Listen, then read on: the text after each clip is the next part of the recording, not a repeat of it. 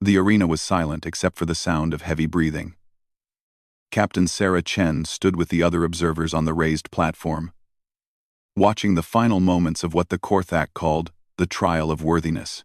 Below them, two young aliens circled each other with deadly weapons in their clawed hands. Sarah had seen many things in her years as a diplomatic attaché, but nothing quite like this. The Korthak were a warrior race. Tall and powerful, with thick gray skin and sharp teeth, their culture was built around strength and fighting ability. Every young Korthak had to pass this trial to earn the right to live as an adult in their society. The two fighters were both barely grown. One was strong and moved with confidence. His name was Vartok, and he had been winning since the trial began. The other fighter was smaller and thinner. His name was Zethri, and Sarah could see fear in his large yellow eyes.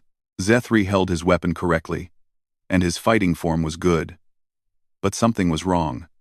Every time he had a chance to strike a serious blow against Vartok, he hesitated. In Korthak culture, this hesitation was worse than being weak. It was seen as a character flaw that could not be fixed. The crowd of adult Korthak watched in silence. Their faces showed disappointment, not surprise. They had expected this outcome. Zethri had always been different. He spent too much time thinking instead of acting. He asked too many questions about things that did not matter to warriors. Vartok saw his chance and struck hard. His weapon hit Zethri in the chest, sending the smaller alien flying backward onto the ground. Zethri tried to get up, but his legs shook too much. Blood ran down his chest from the wound. The fight was over. Commander Vex Tai, the clan's highest-ranking warrior, stood up from his stone seat. His voice carried across the arena like thunder. The trial is complete. Vartok has proven his worth. He will join the adult warriors of our clan. Cheers went up from the crowd. Vartok raised his weapon high and roared in victory. But Sarah noticed that his eyes kept looking at Zethri, who was still lying on the ground. There was something in his expression that looked almost like guilt. Vex Tai's voice cut through the cheering. Zethri has failed the trial of worthiness. According to our ancient laws, he has shown that he is unfit to survive in our world. The merciful release will be given at sunset. Sarah's blood went cold. She had heard about this law, but she had hoped it was just a story told to frighten outsiders. The Korthak believed that anyone too weak to pass their trial would only suffer in their harsh world. They thought killing such individuals was an act of kindness. She watched as Zethri slowly got to his feet. His legs still shook, but he stood straight and proud. He did not cry or beg for his life. Instead, he bowed deeply to Commander Vex Tai. "I accept the judgment of the trial," Zethri said. His voice was quiet but steady. "I thank the clan for the years of life they gave me. I will face the merciful release with honor." The crowd murmured approval. Even in failure, Zethri was showing the dignity expected of a Korthak. This made what was about to happen even more horrible in Sarah's eyes. Sarah had spent 3 months living with this clan to study their culture. She had watched Zethri during that time. Yes, he was different from the other young Korthak. But she had seen him do things that amazed her. He could fix broken machines that the clan's best engineers could not repair. He could solve complex problems in minutes that took others hours. He had even saved the life of a wounded animal that most Korthak would have left to die. But none of that mattered to his people. In their eyes, his failure in combat made him worthless. Commander Vex Tai looked around the arena. "Let this trial remind us all that strength is the only truth. The weak cannot survive, and it is cruel to let them try. We do what we must for the good of all." Other aliens in the crowd nodded in agreement. Sarah realized that most of them truly believed this was right. They were not being cruel on purpose. In their minds, they were preventing Zethri from living a life of suffering and failure, but Sarah could not accept it. She had seen too much of what Zethri could do. She had watched him work for hours to help others, never asking for anything in return. She had seen his mind work in ways that impressed even her, and humans were known for their cleverness. As the crowd began to leave the arena, Sarah made a decision that would change everything. She stepped forward and called out in a loud voice, "Wait!" Commander Vex Tai turned to look at her. His eyes were cold and annoyed. Human Chen, this is not your concern. Our laws are our own. Sarah's heart pounded. But she kept her voice steady. I invoke Article 7 of the Terran-Korthak Treaty.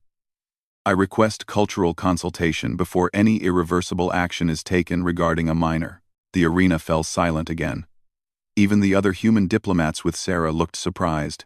Article 7 was an old part of the treaty that had never been used. It allowed either species to request time to understand the other's actions before something permanent happened. Vextai's face showed anger, but he could not refuse. The treaty was sacred to the Korthak. You would delay justice for this failure? Sarah looked down at Zethri, who was staring at her with confusion and hope. I would understand it. Give me 3 days to study your trial and your laws. Then, if I still cannot understand, I will not interfere. The commander's claws clicked against his stone seat. He did not want to agree, but the treaty left him no choice. 3 days. Human. But the outcome will not change. The weak cannot be made strong. Sarah met his eyes without fear. We shall see, Commander. We shall see. As the crowd slowly left the arena, Sarah walked down to where Zethri still stood. The young Korthak looked at her with wonder and fear. Why did you do that? He asked. I am already dead. The trial has spoken. Sarah placed a gentle hand on his uninjured shoulder. Because I think your people might be wrong about what makes someone strong, and I think you deserve a chance to prove it. Sarah spent her first day asking questions that made the Korthak uncomfortable. She sat with Elder Kexmal, the oldest warrior in the clan, trying to understand the history behind their trial. The trial of worthiness has protected our people for over 1,000 years, the old alien explained. His voice was rough like stone grinding against stone. Before the trial, our clans were weak. Too many soft hearts meant too many mouths to feed. The strong had to carry the weak, and everyone suffered.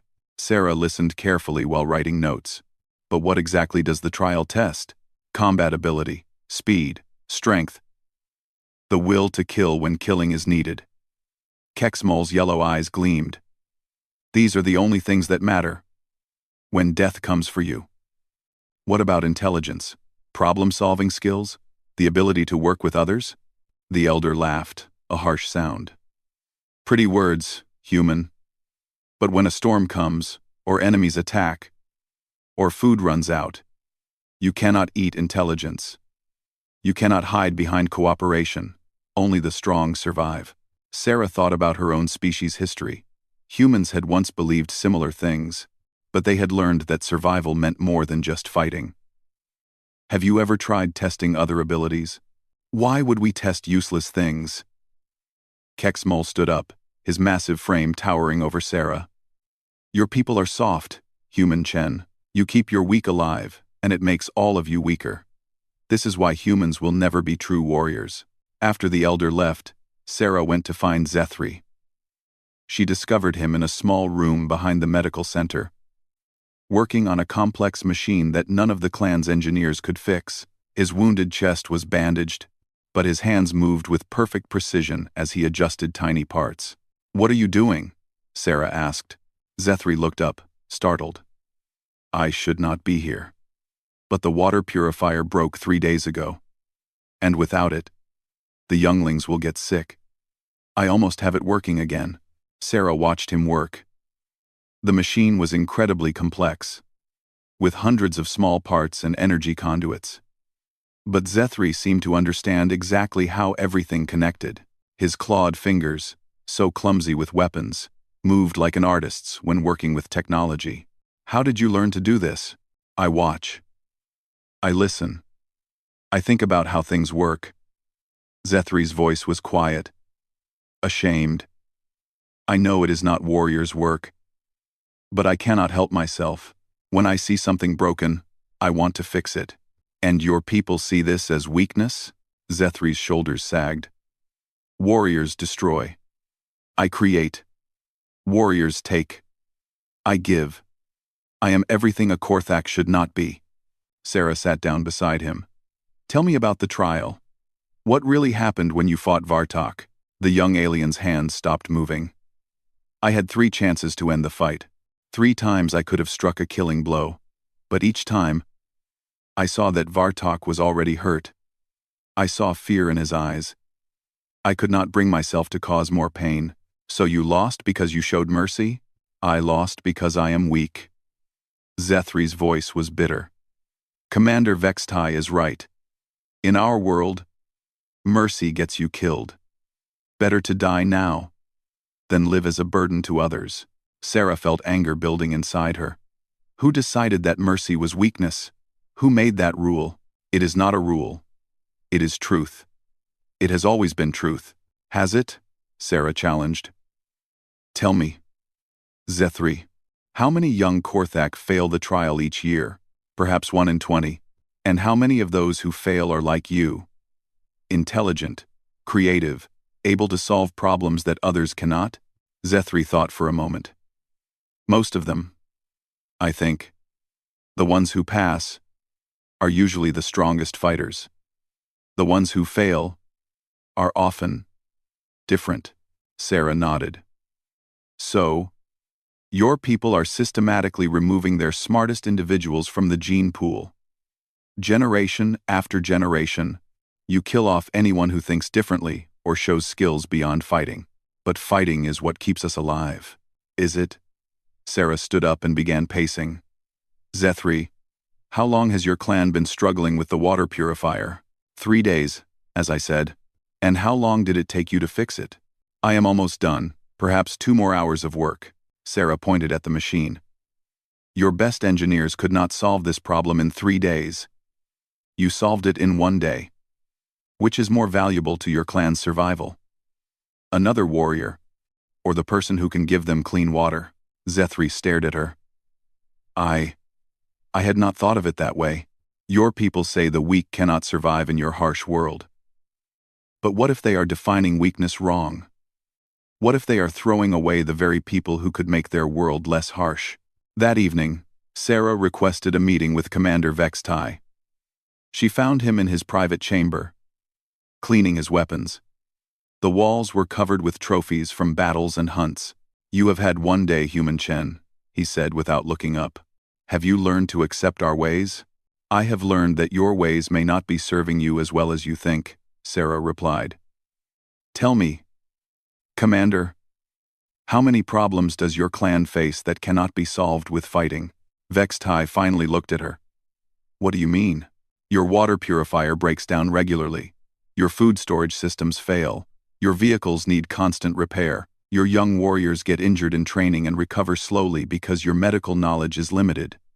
Sarah counted on her fingers. How many of these problems could be solved by someone with Zethri's skills? Warriors can learn to fix machines. Can they? Or do you only teach them to fight?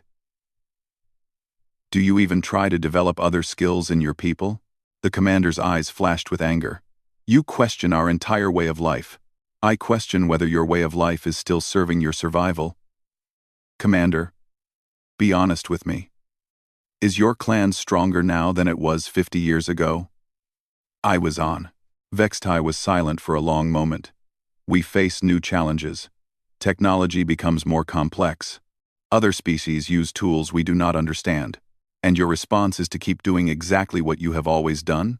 It is what has kept us alive. Sarah leaned forward. What if I could show you another way? What if I could prove that someone like Zethri could be more valuable to your survival than 10 warriors? One, Vextai laughed. Impossible. Give me 2 more days. Let me design a different kind of trial. One that tests all the skills needed for survival in the modern galaxy, not just fighting. And if this trial proves nothing, Sarah met his eyes steadily, then I will accept your judgment. But if it proves that Zethri has value your current trial cannot measure, will you consider that your laws might need to change? The commander was quiet for a very long time. Finally, he spoke. You ask me to question everything my people have believed for 1,000 years. I ask you to consider that your people might be stronger than you know, and that strength comes in many forms. Vextai set down his weapon. 2 days, human. But if you fail to prove your point, you will watch the merciful release without further protest. Sarah nodded. Agreed.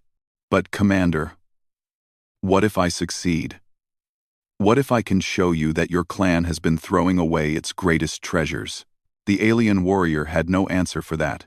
Sarah worked through the night, designing a trial that would test everything she believed made someone truly valuable for survival. She studied Korthak history, looking for times when their people had succeeded not through fighting, but through thinking. She found more examples than she expected. The great drought of 300 years ago had ended not when warriors fought the weather, but when an engineer figured out how to dig deeper wells. The plague years had been survived not through combat, but through a healer who found new medicines. The Korthak had even won their greatest war not through superior fighters, but because a strategist had found a way to cut off enemy supply lines. But these heroes were forgotten. Only the warriors were remembered in songs and stories. Sarah met with Zethri again the next morning. She found him teaching a group of young Korthak how to repair their communication devices. The children listened with wide eyes as he explained how the signals traveled through space. "You are good with the younglings," Sarah observed. Zethri looked embarrassed. "They ask questions that adults think are foolish. I remember what it was like to be curious about everything. What happened to that curiosity in the adults? It was trained out of them. Curiosity is seen as distraction from warrior training. Questions that do not relate to fighting are discouraged." Sarah watched the children working. Their small hands were clumsy, but their minds were quick. "Zethri, how many of these children do you think will fail their trial when they reach adult age?" "Perhaps half. They think too much, like I do." "And what will happen to all that intelligence when they die?" Zethri was quiet for a moment. "It will be lost." Sarah sat down with him. "I want to design a trial for you. A different kind of test that will show your true value. Are you willing to try? What would be the point? Even if I pass your human trial, the clan will not accept it. Their laws are clear. Commander Vextai has agreed to witness it. If you can prove your worth in a way that even he cannot deny, he might change the laws." Zethri looked at her with hope and fear. "What kind of trial?" "One that tests the skills your people actually need to survive in the modern galaxy. Problem-solving, innovation, leadership, strategic thinking. Things that matter as much as fighting ability. I do not know if I can do those things under pressure." Sarah smiled. "Zethri, yesterday you fixed a machine that had your best engineers confused for days. You did it while injured, while facing death, while everyone told you it was pointless. If that is not performing under pressure, I do not know what is." That afternoon, Sarah presented her trial design to Commander Vextai and the clan elders. The meeting room was tense. Most of the elders clearly thought this was a waste of time. "Your trial has 3 parts," Sarah explained. "Each tests abilities that your people need for survival." "Speak," Vextai commanded. "First, strategic thinking. The candidate must solve a complex problem involving the protection of non-combatants during a siege. This tests the ability to think ahead, consider multiple factors, and find solutions that save lives, rather than just taking them." Elder Kexmal snorted. "Warriors already know strategy, do they? When was the last time one of your warriors found a way to end a conflict without fighting?" The elders were silent. Sarah continued. "Second, innovation under pressure. The candidate must solve a resource crisis using only limited materials. This tests creativity and the ability to adapt when traditional methods fail." "And the third part?" Vextai asked. "Leadership. The candidate must coordinate a diverse team to achieve a seemingly impossible goal. This tests the ability to work with others and inspire them to do their best." Elder Morgeth, the youngest of the elders, leaned forward. "These tests prove nothing. A true warrior does not need others. A true warrior does not waste time protecting the weak." Sarah felt her temper rise. "Commander, with respect, how many battles has your clan won entirely alone? How many crises have you solved without any cooperation from your people?" Vextai's expression was thoughtful. "What makes you believe this trial will prove anything about survival ability?" Because survival is not just about the ability to kill enemies. It is about the ability to solve problems, adapt to change, and work together when facing challenges too big for any individual. Sarah pulled out a datapad showing human history.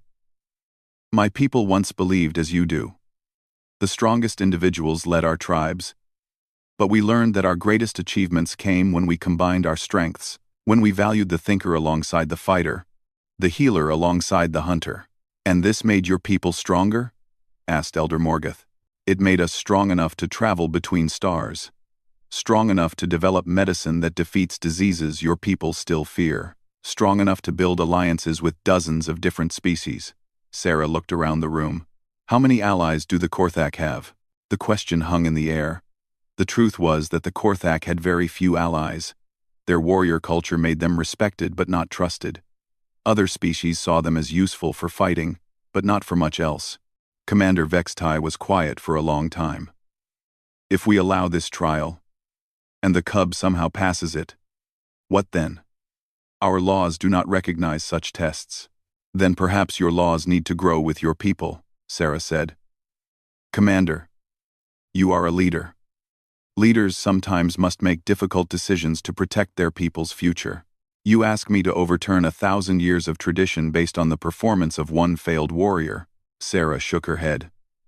I ask you to consider that your traditions might be preventing your people from reaching their full potential. How many Zethries have you lost over the centuries? How many brilliant minds have been wasted because they did not fit your narrow definition of strength? Elder Kexmal spoke up. Even if the cub passes your strange trial, it proves nothing. The ability to think does not replace the ability to fight when enemies come.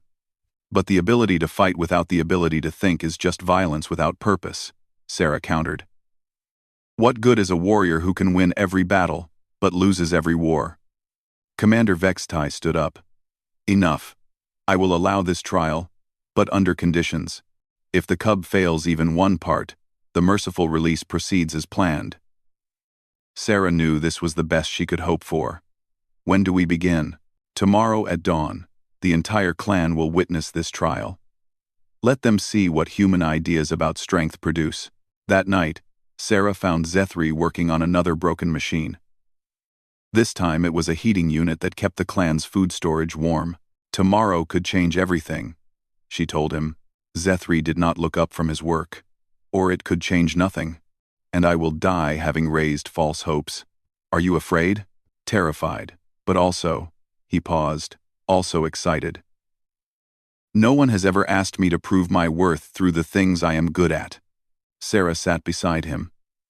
Zethri, whatever happens tomorrow, I want you to know that I have seen your worth. You have value that your people do not recognize yet, but that does not make it less real. The young Korthak finally looked at her. Why do you care what happens to me? I am not your people. Sarah thought of all the humans throughout history who had been told they were worthless because they were different, because everyone deserves a chance to show what they can do, because strength comes in many forms, and because sometimes, the person everyone thinks is weak turns out to be exactly what everyone needs. Outside, the night was cold and dark. But inside the small room, something like hope was beginning to grow. Dawn came too quickly. The entire Korthak clan gathered in the great hall, their faces showing mixtures of curiosity, doubt, and anger. Word had spread that the human was challenging their most sacred law. Many thought this was an insult that should not be allowed. Commander Vex's tie stood at the front of the hall with the elders. Sarah and Zethri faced them. The young Korthak looked pale, but determined. His wounded chest was still bandaged. But he stood straight. Let it be known, Vextai announced, that this trial is not recognized by our laws. It exists only to satisfy the human's curiosity about our ways. The outcome changes nothing. Sarah noticed that several elders shifted uncomfortably at these words. The commander was protecting himself if the trial went badly.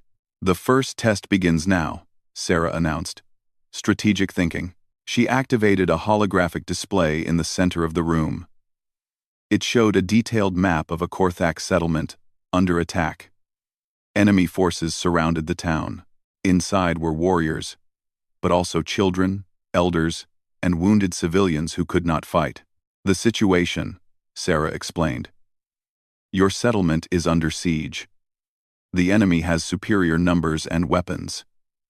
A direct fight would mean certain defeat and the death of everyone inside. You have limited resources and only 12 hours before the enemy breaks through your defenses. Your goal is to save as many lives as possible. The room was silent. This was not the kind of problem Korthak warriors usually faced. Their traditional answer would be to fight until death, taking as many enemies with them as possible. Zethri studied the display carefully. He walked around it, examining the terrain, the positions of enemy forces, and the resources available inside the settlement. The watching Korthak muttered among themselves. To them, he looked lost and confused. After 10 minutes, Zethri began to speak. The enemy expects us to fight. They have positioned their forces to counter a direct assault. But they have made 3 mistakes. He pointed to the map. First, they have put all their heavy weapons facing our main gate, leaving their flanks less protected. Second, they have built their camps near the old mining tunnels, which they do not know still connect to our underground storage areas. Third, they have assumed we will try to fight our way out, so they have not prepared for other possibilities. Sarah smiled. She could see that Zethri had found something the others missed. My strategy has 4 parts, he continued. First, we evacuate the children and elders through the mining tunnels, while the enemy is distracted. Second, we use our knowledge of local weather patterns. In 3 hours, the morning mist will be thickest. We create noise and movement at the main gate to make the enemy think we are preparing an assault. Third, while they focus on the false attack, we use the tunnels to place explosive charges under their weapon positions. Fourth, we offer them a deal. Elder Morgoth laughed harshly. A deal? With enemies? You would negotiate our surrender? No, Zethri said calmly. I would offer them something more valuable than our destruction. The settlement sits on rich mineral deposits that the enemy needs for their own survival. Instead of fighting over it, we propose a mining partnership.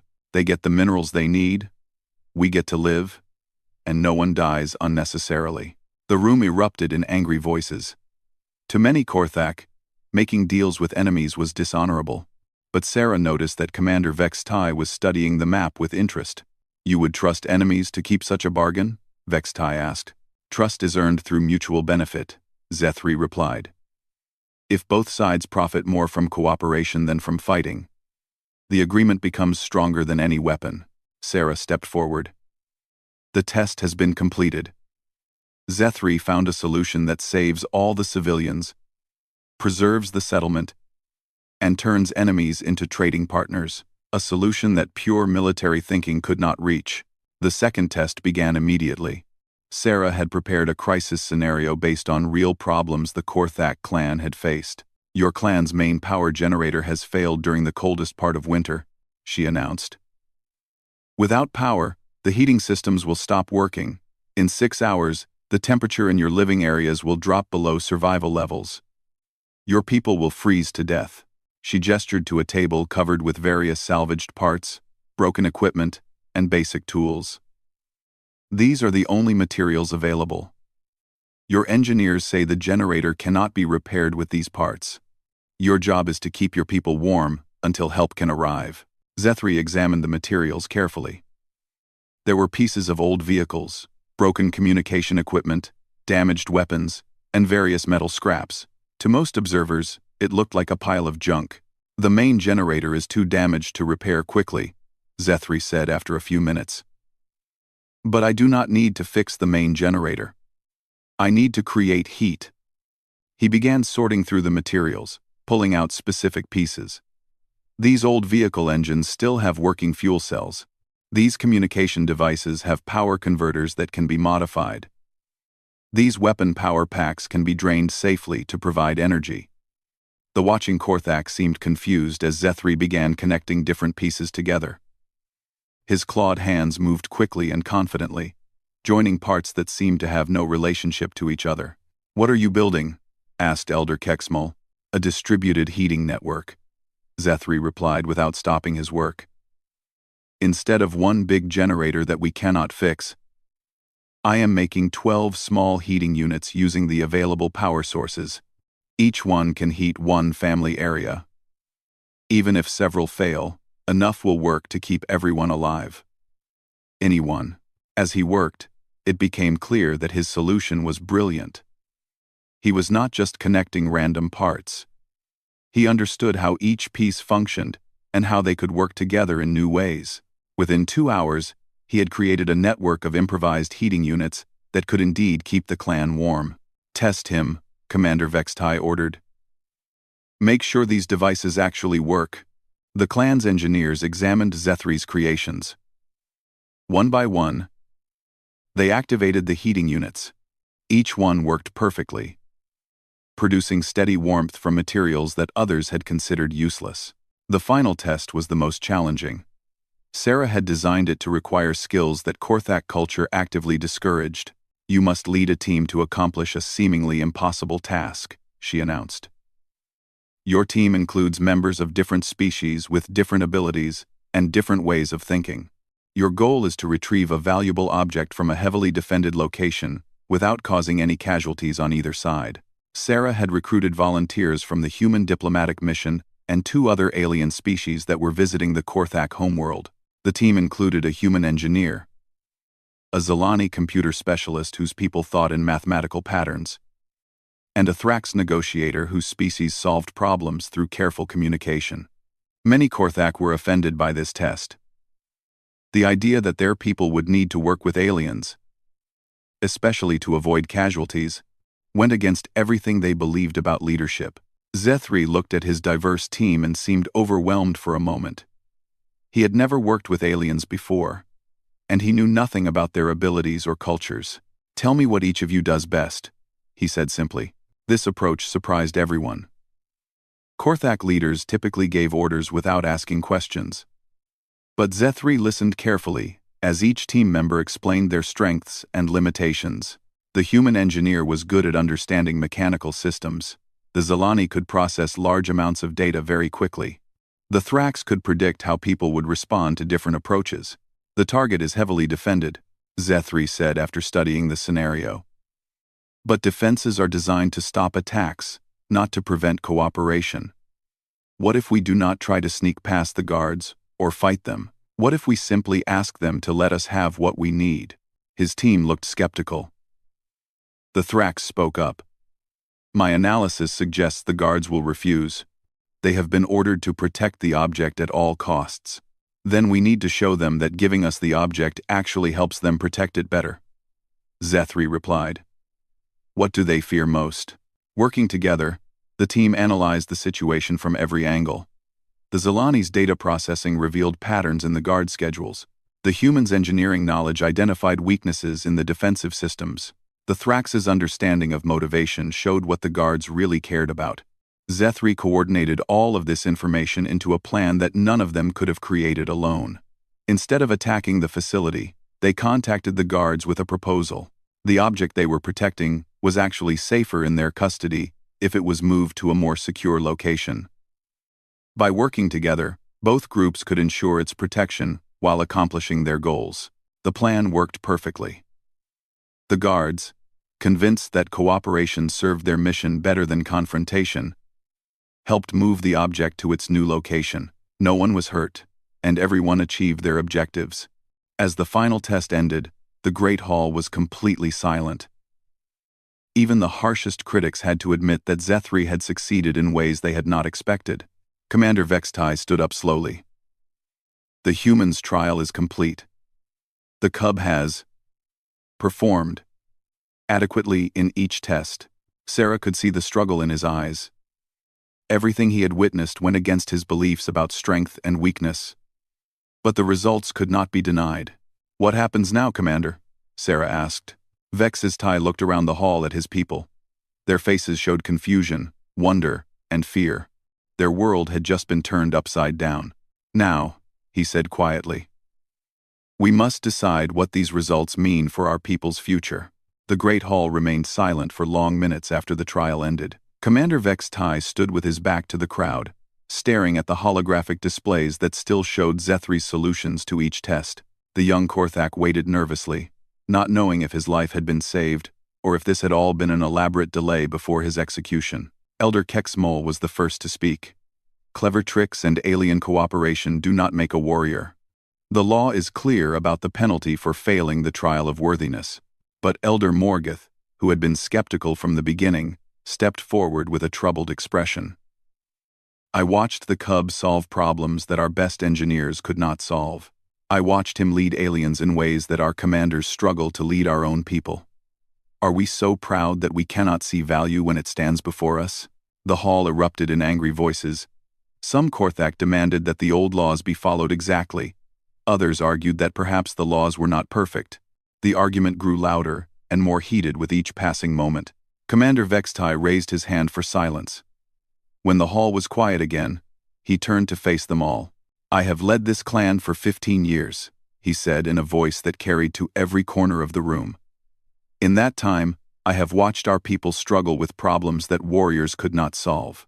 I have seen our young ones fail the trial, not because they were weak, but because they were different. He walked slowly toward Zethri. Today I watched this failed warrior do 3 things that I could not do. He found a way to win a battle without fighting it. He created solutions from materials that others called useless. He led a team of aliens better than many of our captains lead Korthak squads. Sarah could see the internal struggle on the commander's face. Everything in his culture told him that physical strength was the only thing that mattered. But everything he had just witnessed challenged that belief. Perhaps, Vextai continued, our definition of strength is too narrow. Perhaps we have been measuring the wrong things for so long that we have forgotten what true strength looks like. Elder Kexmal's face showed horror. Commander, you cannot mean to overturn our most sacred laws based on one afternoon's entertainment. Can I not? Vextai's voice grew stronger. I am the leader of this clan. My duty is to ensure our survival and prosperity. Tell me, Elder, how does killing our smartest young people serve that goal? He gestured to Zethri. This weakling fixed our water purifier in hours when our engineers failed for days. He created heating systems from scraps when our technicians said it was impossible. He found peaceful solutions when our warriors saw only violence. The commander paused, looking around the hall. How many others like him have we killed? How many brilliant minds have we wasted because they did not fit our narrow ideas about worth? Young Vartok, who had defeated Zethri in the original trial, stepped forward from the crowd. Commander, I have something to say. Vextai nodded for him to speak. When I fought Zethri, I won because I was faster and stronger. But watching him today, I realized something. Vartok's voice was steady but emotional. I can fight one enemy at a time. He can solve problems that affect our entire clan. Which of us is really more valuable to our people's future? This statement from the trial's victor shocked everyone.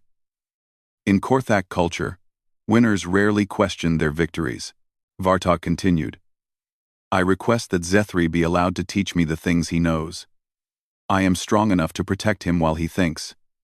Together, we might be stronger than either of us alone. Sarah felt tears forming in her eyes.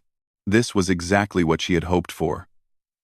Not just saving one life, but opening minds to new possibilities.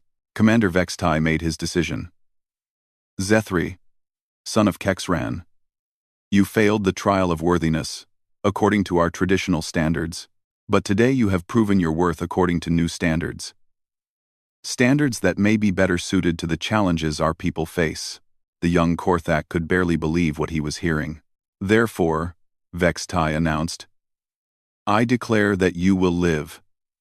More than that, I create a new position for you. Strategic Innovation Coordinator. Your job will be to solve problems that traditional methods cannot solve, and to teach others how to think in new ways. The hall exploded in discussion. Some Korthak cheered. Others protested angrily.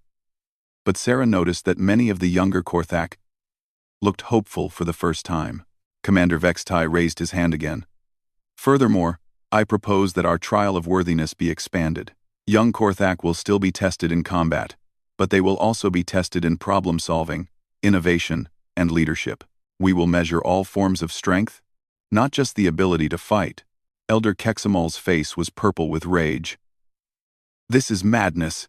You destroy everything our ancestors built. No. Vextai replied firmly. I build on what our ancestors built.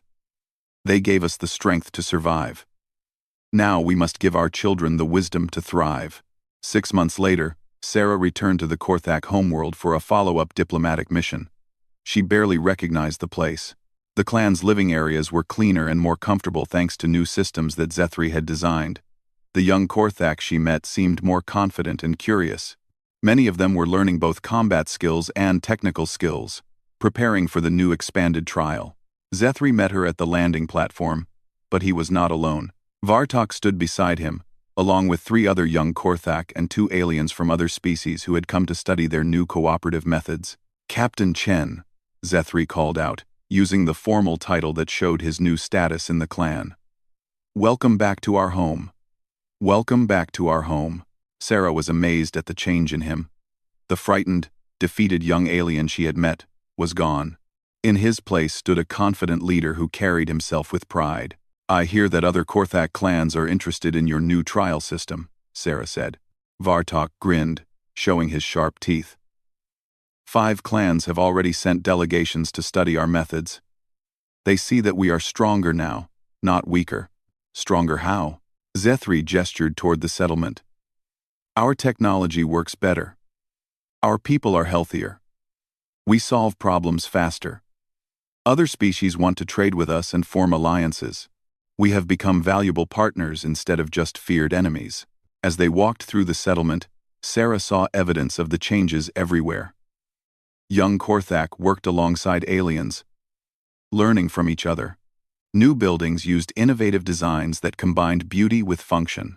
Even the older Korthak seemed more relaxed and confident. Commander Vextai greeted Sarah in his office, which now contained technical manuals alongside the traditional weapons and trophies.